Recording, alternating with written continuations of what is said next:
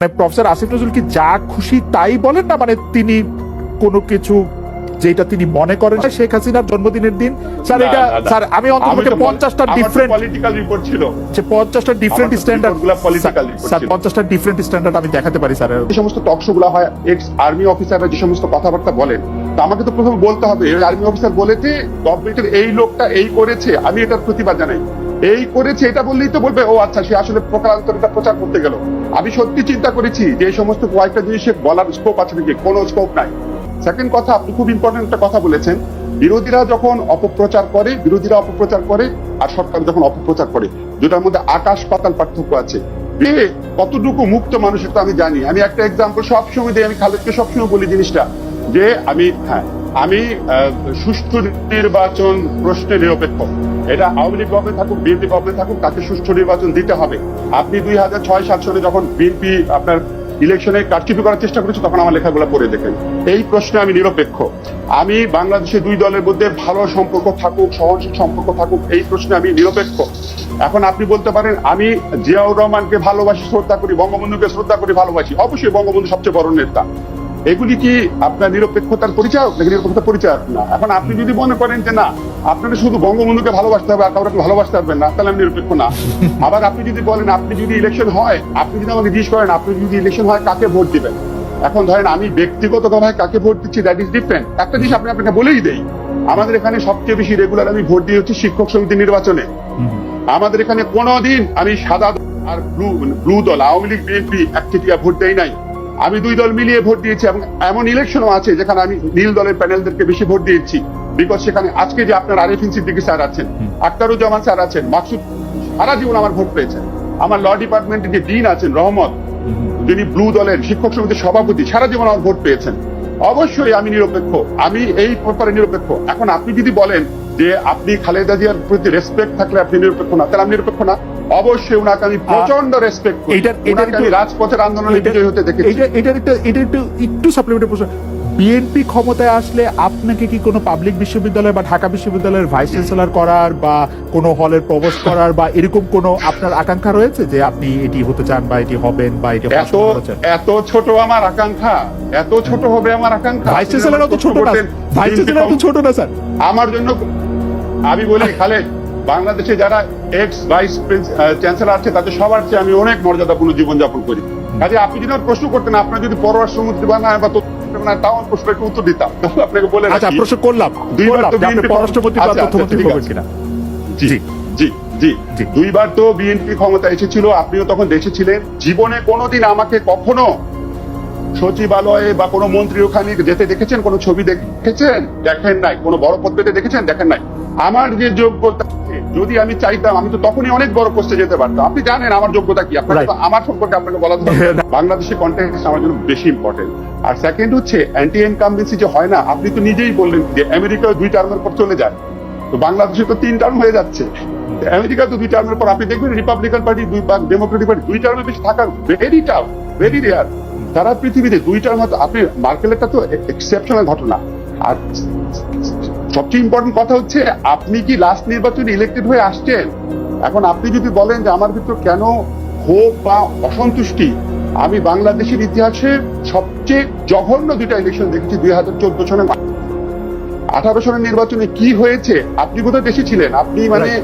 আপনি দেখেন প্রধান নির্বাচন কমিশনার সহ অন্যান্য নির্বাচন কমিশনাররা যখন বলেন যে আর রাতের নির্বাচন করা হবে না বা রাতের নির্বাচন আমরা করতে দিব না, তারাও স্বীকার করে দেন রাতের নির্বাচন হয়েছে। ফলে এত ক্ষোভ মানুষের, এটার সাথে আপনি কি ভারতে কি 2018 সালের নির্বাচন হয়েছে, ভারতে কি 2014 সালের নির্বাচন হয়েছে? ওইভাবে যদি মোদি থাকতো তো ওইখানেও ইনকামবেন্সি অনেক বেশি হয়ে যেত। এবং আপনি এখন দেখেন ভারতে তো মোটামুটি ফ্রি এবং ফেয়ার ইলেকশন হয়। আপনি কি অ্যান্টি ইনকামবেন্সি ভারতে দেখতে পাচ্ছেন না? শুধু কি আমরা সেন্ট্রাল ইলেকশন দেখবো? আপনি রাজ্য সরকারগুলোর ইলেকশনে দেখতে পাচ্ছেন না? অনেক জায়গায় আমরা দেখতে পাচ্ছি এটার প্রকাশ। আরেকটা কথা হচ্ছে কি, আমি কি চাই, আমি আপনাকে অত্যন্ত ফ্র্যাঙ্ক, 2018 সনে 3য় মাত্রাতে নির্বাচনে 2 সপ্তাহ আগে আমি টকশো করেছিলাম, রেকর্ড আছে, আমি চ্যালেঞ্জ করছি।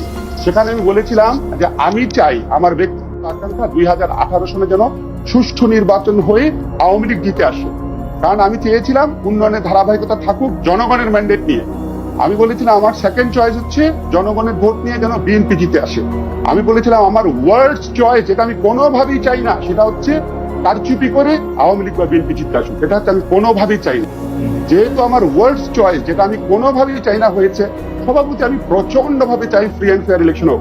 আমি আবার আপনাকে বলি, ফ্রি এবং ফেয়ার ইলেকশন হয়ে যদি আওয়ামী লীগ ইলেক্টেড হয়ে আসে সামনের ইলেকশনে, অবশ্যই বাংলাদেশের জন্য সেটা ভালো প্রফেসর হবে। আসিফ নজরুল, এটি আপনি আসলে তারা আবারও প্রফেসর আসিফ কারচুপি নজরুল, করে। এটি আসলে আপনি অনেকবার বলেছেন, আপনি তৃতীয় মাত্রায় বলেছেন, আমার মনে আছে ইন্ডিপেন্ডেন্ট টেলিভিশন আজকের বাংলাদেশে আপনি কাছাকাছি কথা বলেছেন, আমার সাথে ব্যক্তিগত আলাপচারিতাও আপনি এই কথা বলেছেন, কিন্তু সেইটি অনেকটা সমান্তরাল রেখা অসীম বিন্দুতে গিয়ে মিলিত হওয়ার মতো কিনা, যে কারণ আপনি জানেন যে সুষ্ঠু নির্বাচন হলে আওয়ামী লীগ নির্বাচন আসবে না, সুতরাং আপনার চাওয়াটা হচ্ছে সুষ্ঠু আপনি নির্বাচন। কিভাবে জানেন? তাহলে আপনি কিভাবে জানেন? না, আচ্ছা, আমি আপনাকে বলি, জি। আচ্ছা লেটস বি ভেরি ফ্র্যাঙ্ক, আমি Right. বিশ্বাস করি যদি সুষ্ঠু নির্বাচন হয় তাহলে আওয়ামী লীগ সামনের নির্বাচনে পরাজিত হবে। আমার বিশ্বাসটা ভুল হইতে পারে। এখন আমার বিশ্বাস কারেক্ট কি ইনকারেক্ট এটা ম্যাটার করে না, সবচেয়ে বেশি ম্যাটার করে আমাদের সংবিধান, আমাদের দেশের আইন, আমাদের দেশের গণতন্ত্রের আকাঙ্ক্ষা, আমাদের স্বাধীনতার চেতনা। সেখানে বলা হয়েছে জনগণের ভোটাধিকার সবচেয়ে ইম্পর্টেন্ট। আপনি আর্টিকেল 7 দেখেন, সবচেয়ে ইম্পর্টেন্ট। বঙ্গবন্ধুর আপনি দেখেন, আমার আর্টিকেলে আমি লিখেছি, বঙ্গবন্ধু আপনার 73 সনে বলছেন যে যে জিতে আসবে সে ক্ষমতায় থাকবে। আপনি দেশের সংবিধানকে লঙ্ঘন করতে পারবেন না, সেটা হচ্ছে আমার মূল কথা। আর একটা কথা কি জানেন, আমি আজকে আপনাকে বলে দিই, 2018 সনে যদি সুষ্ঠু নির্বাচন হতো, আমি মনে করি বিএনপি জিততো।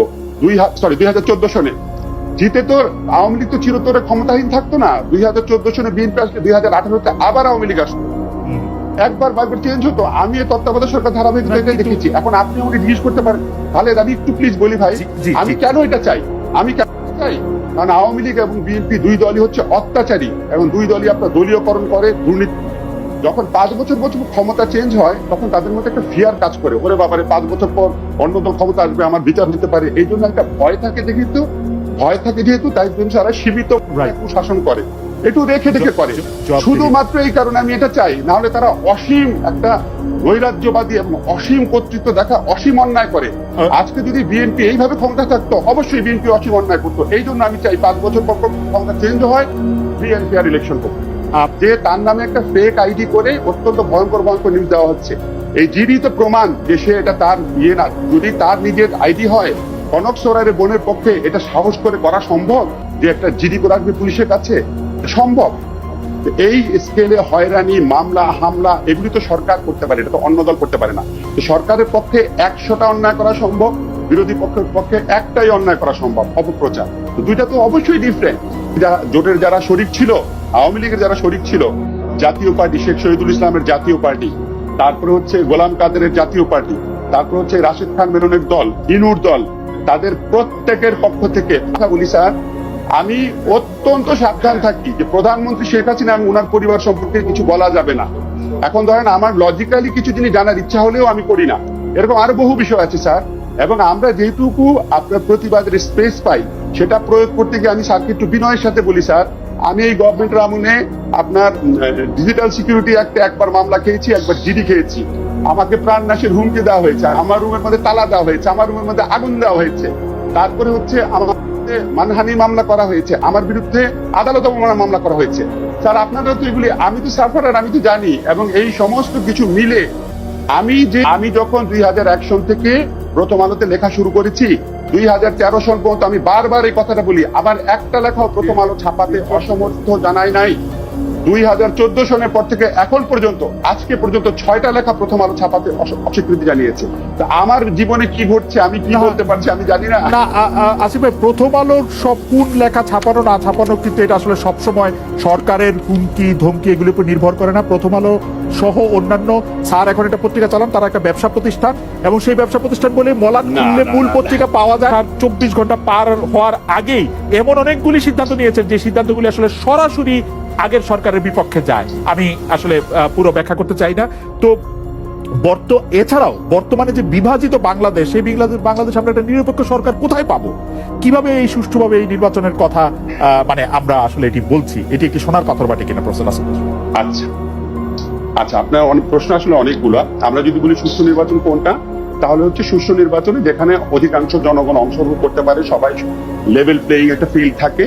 আমরা যদি কেয়ারটেকার গভর্নমেন্টের আমলগুলোর যে ইলেকশন গুলো আছে এবং কেয়ারটেকার গভর্নমেন্ট ছাড়া যে ইলেকশন গুলো আছে বাংলাদেশের 50 বছরের ইতিহাসে 1973 সন থেকে কম্পেয়ার করি, তাহলে আমরা বলবো যে কেয়ারটেকার গভর্নমেন্ট আমলে লেভেল প্লেইং ফিল্ড, জনগণের অংশগ্রহণ, ভোটারদের স্বতঃস্ফূর্তি ভাব এবং দেশি বিদেশি পর্যবেক্ষকের উপস্থিতি সবকিছু মিলে অবশ্যই বেটার ইলেকশন ছিল।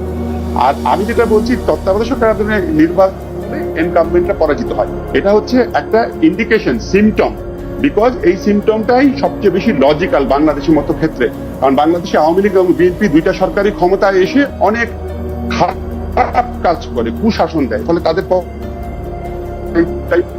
সবচেয়ে বেশি স্বাভাবিক বলে মনে হয়।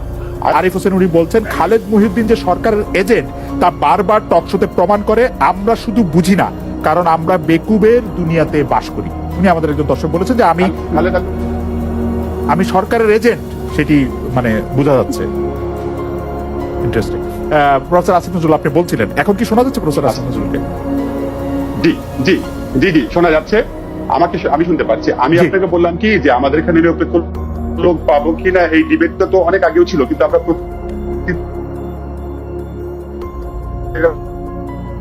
সকল নিরপেক্ষ হিসাবে যাদেরকে অন্তর্ভুক্ত করা হয়েছিল তাদেরকে তো পরে চেঞ্জ করে দেওয়া হয়। চেঞ্জ করে দেওয়ার পর আলটিমেটলি কিন্তু আমরা পেয়েছিলাম।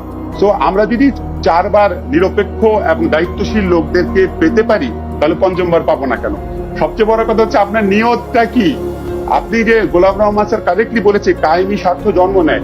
এখন যখন আগে বিএনপির সরকার ছিল 2001-এর বা আওয়ামী লীগের 1996 সনে, তখন কায়েমি স্বার্থবাদী চক্রটা ছিল 4.5 বছরের পুরনো। আর এখনকার কায়েমি স্বার্থবাদী সরকারটা হবে আগামী নির্বাচনের মধ্যে দিয়ে 14.5 বছরের পুরনো। তার মানে 3 গুণ বড়, 3 গুণ পাওয়ারফুল, 3 গুণ পাপি, 3 গুণ মরিয়া, 3 গুণ বেশি। আরো ইলেকশনের সম্ভাবনা কমে গেছে।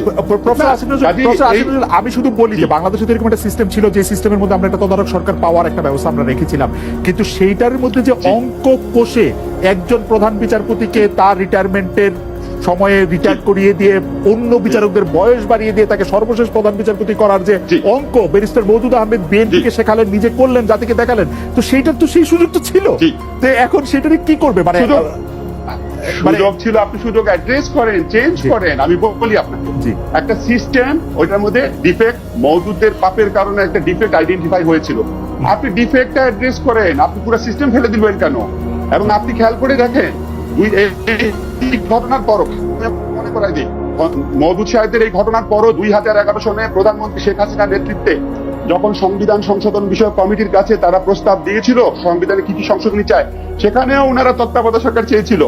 তো আপনি তো প্রাইম মিনিস্টার, তখনকার বিরোধী দলের নেত্রী, উনি তো স্বীকার করেছিলেন, তখন উনি প্রধানমন্ত্রী ছিলেন, উনি তো স্বীকার করেছিলেন যে 2011 সন পর্যন্ত স্বীকার করেছিলেন যে তত্ত্বাবধায়ক সরকার সিস্টেম হচ্ছে বেস্ট সিস্টেম।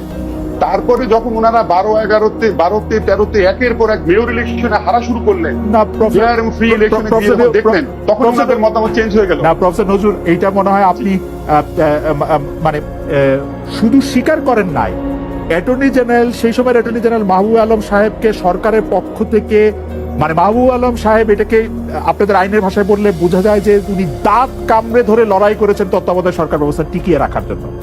মানে তার কাছে সেরকম ব্রিফিংই ছিল, কিন্তু কোর্ট সেটাকে বলেছেন যে বিচার ব্যবস্থা ধ্বংস করে দিচ্ছে, সেই জন্য আমরা এটা রাখতে পারি না, আপনারা সংসদে বসে ঠিক করেন। সেটি আসলে আরেকটা আলোচনা, আমরা আসবো প্রচার আপনার কাছে। আমরা আরো 2টা না, সংসদ চাইলে কোর্ট বলেছিল সংসদ চাইলে আরো 2টা রাখতে পারে, তবে তত্ত্বাবধায়ক ব্যবস্থা। একটা মিনিট খালেদ, আমি বলি, কোর্ট বলেছিল রাষ্ট্র এবং জনগণের প্রয়োজনে তত্ত্বাবধায়ক সরকার রাখা দিতে পারে, সংসদ যেন এই ব্যাপারে ব্যবস্থা নেয়। সংসদ চাইলে ওইভাবে বলেন, আপনি প্রথম রায়টা দেখেন, বারবার রায় চেঞ্জ করেছেন। আমার রায়টা মুখস্থ, আমি বলি রায়টাতে তিনি বলেছেন যে আমার কাছে প্রশ্ন হচ্ছে যে তত্ত্বাবধায়ক সরকার ব্যবস্থা বাংলাদেশের সাংবিধানিক ব্যবস্থার সঙ্গে সাংঘর্ষিক কি সাংঘর্ষিক না। আমি বলতে চাই এই ব্যবস্থা সাংঘর্ষিক, কারণ বাংলাদেশের রাষ্ট্র ব্যবস্থা হচ্ছে রিপ্রেজেন্টেটিভ। এটা 1 সেকেন্ডের জন্য, 1 মিনিটের জন্য সেটা অন্য কোনো রিপ্রেজেন্টেটিভ, পাবলিক রিপ্রেজেন্টেটিভ ছাড়া এটা শাসন করা যাবে না। কিন্তু যেহেতু শতকালের আগের সেই লাতিন ইয়েটা উদ্ধৃত করে তিনি বলেছেন যে সংসদ চাইলে এরকম আরো 2 টার্ম রাখতে পারে, পার্লামেন্ট মে। সংসদে জিয়াউর রহমানের সংবিধান সংশোধনের সুযোগ নিয়ে আইন কমিশনে এখনো প্রধান বিচারপতি মর্যাদায় আপনার সকল সুযোগ সুবিধা নিয়ে আছেন।